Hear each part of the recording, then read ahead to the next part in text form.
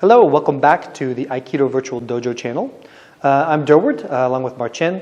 Today we're going to look at a technique with a shoulder grab, Kata-dori. Okay, Kata-dori. And we're going to show you an application called Nikyo. So we're going to do the technique called Kata-dori Nikyo today.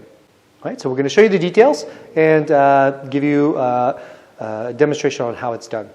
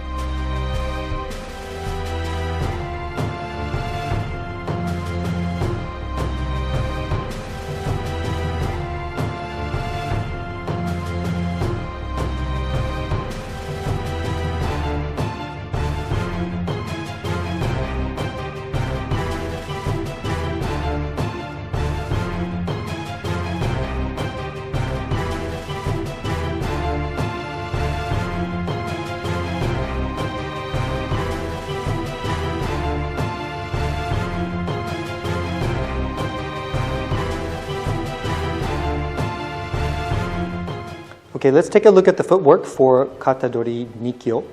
As the attacker grabs the shoulder, I'm going to step and move with my body to the side, starting with my front foot and adjusting with my back foot, almost like we would do an Ikkyo. From here, I'm going to step forward and change sides. So I take a step forward and then immediately adjust with my back foot and change sides. Okay, and this point I would be aligned with my partner. But now, as I have the Nikyo, I'm going to turn towards my partner and apply the Nikyo. Afterwards, I can do a takedown in the sense that I want to step and pivot. And almost like an waza, I'm going to pivot and have my partner come down.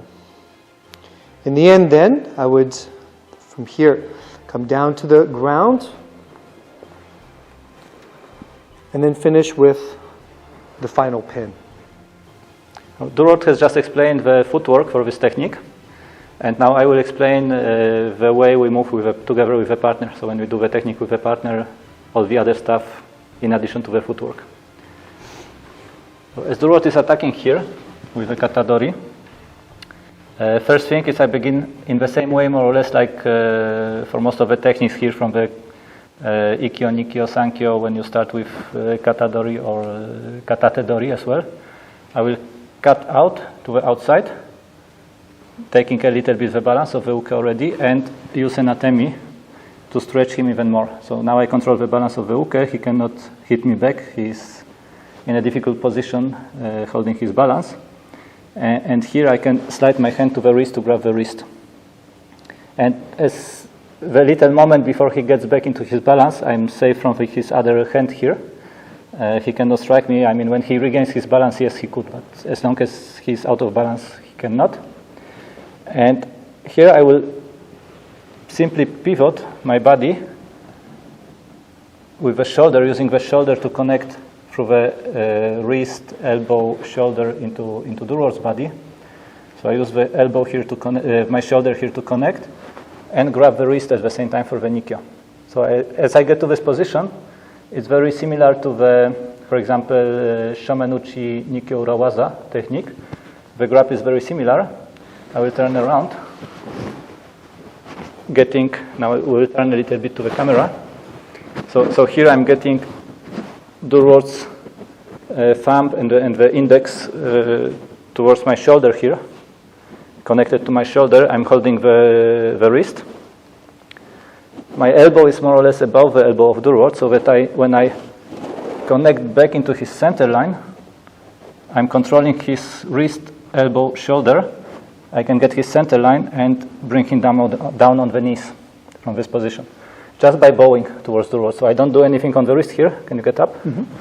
I'm not forcing the wrist here because it can hurt and it's not very pleasant, and it can start a reaction on Durward's side, on the uke side, to get tense and fight against it.